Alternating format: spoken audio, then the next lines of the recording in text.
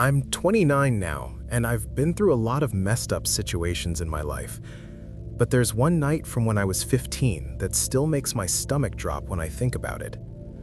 Not because something scary almost happened, but because of how close I came to causing something far worse. That night was my first real babysitting job. Not watching a cousin for an hour while an adult was nearby, but being trusted alone in someone else's house with someone else's kid. The parents were close family friends, the kind where everyone knows each other well enough that safety is never questioned. Because of that, they were fine with me sharing this story. I'll call them Mark and Diane. Their son, Charlie, was 5. They lived in a nice house on a quiet street. Looking back, that's part of what makes this story so disturbing. Nothing about the place felt dangerous. It felt normal, comfortable, like the kind of house where nothing bad ever happens. It was a Friday night in early fall. My parents dropped me off around 6:30. Mark and Diane were already dressed up to go out. Mark shook my hand seriously, like I was starting a real job. Diane kept thanking me, calling me a lifesaver. They walked me through Charlie's routine: dinner, bedtime, leaving his door cracked open. If he needed to use the bathroom at night, I was supposed to walk him there because he sometimes got scared in the hallway. Before they left, Mark pointed out the doors. They mostly used the garage, but the back door led out to a deck. He explained that it had 2 locks, a deadbolt on top and a regular lock underneath, and both needed to be locked. I nodded, thinking it was obvious. I didn't realize that moment would matter later. They left just after 7. As soon as their car pulled away, Charlie wanted to play games. He suggested hide and seek, but I shut that down quickly. The house was bigger than I expected, and I didn't want him hiding somewhere stupid and getting hurt. We settled on a card game, then a simple video game in the family room. Around 7:45, I heated up the dinner Diane had prepared: mac and cheese and chicken nuggets, easy babysitter food. He ate in front of the TV, which I figured was fine for my first paid job. After dinner, we brushed his teeth and went upstairs. His room was at the end of a long hallway on the 2nd floor. It had a sliding door closet, a tall laundry hamper in the corner, and a soft yellow nightlight on the dresser. I read him a short book and tucked him in. As I turned to leave, he asked if I could stay in the hallway for a minute. I stood there until I heard him settle down, then left his door cracked open like his parents asked. The guest room was nearby. It had a small TV and looked barely used. I turned something random on and laid on top of the bed, thinking the hardest part of the night was over. About 40 minutes later, I heard soft footsteps. Charlie stood in the doorway, holding a stuffed animal. He didn't look sleepy. He looked scared. Instead of calling my name, he whispered it. He told me he heard something in his closet. I tried to reassure him, telling him houses make noises at night: pipes, wood, normal stuff. He shook his head quickly and said it sounded like scratching. I didn't believe there was anything there, but I walked him back anyway. I turned on his light, slid open the closet door, and looked inside.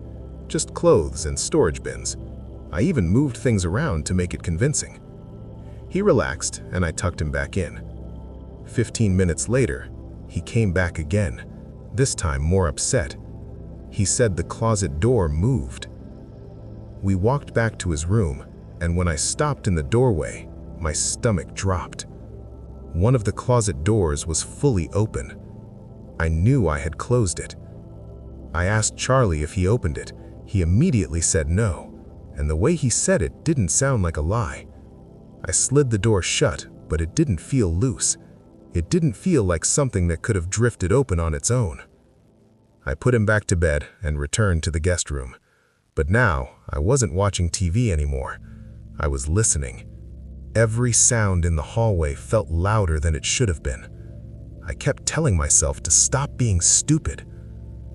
About 10 minutes later, Charlie called out again, not screaming, just scared.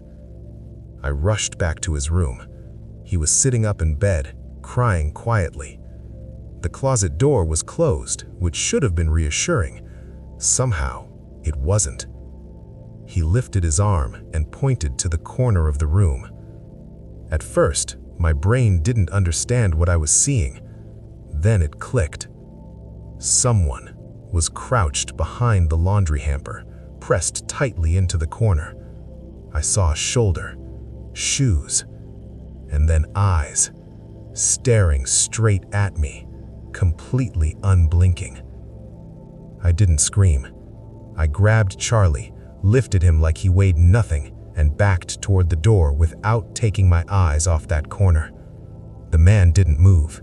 It was like he thought staying still would make him disappear. I ran to the guest room, locked the door, and called 911. Police arrived quickly. By the time they searched the house, the man was gone. The front door was wide open. When Mark and Diane came home, the police checked the back door. The deadbolt was unlocked. I had only locked the bottom one. If Charlie hadn't come to get me, I don't like thinking about what could have happened.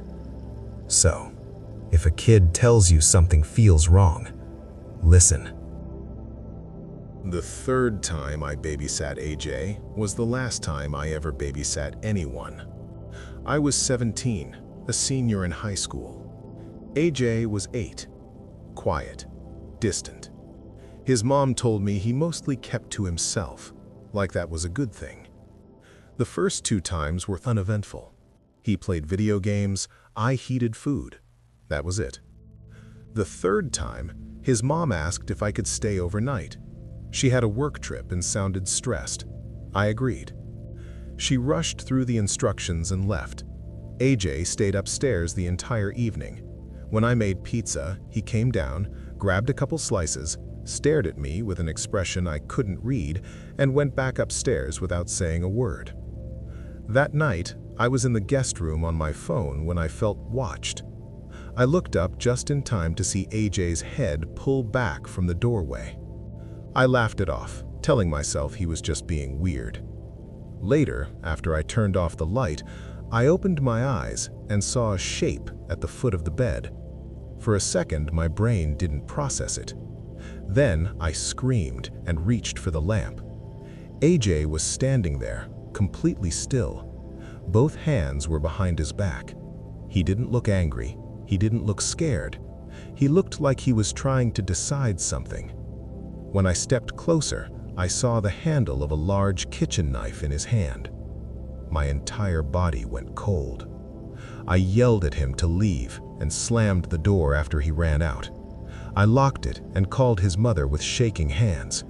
When I told her what happened, she went silent, then started apologizing over and over like this wasn't entirely new to her.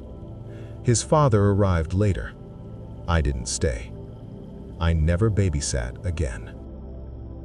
I was 21 when my sister asked me to watch her kids overnight. Emma was 6. Lucas was 9. I'd done it before. Everything felt normal until Emma told me I'd already come into her room and whispered to her, even though I hadn't. Then Lucas said the same thing.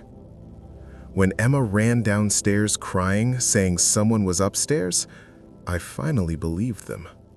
I grabbed a knife and went to check. In Emma's room, a voice spoke to me, high-pitched, wrong, saying, "Aren't they special?" A tall man was standing beside her bed. I grabbed the kids and ran outside barefoot to a neighbor's house. From the porch, I watched the man calmly walk out of my sister's house and disappear into the street. He was never found.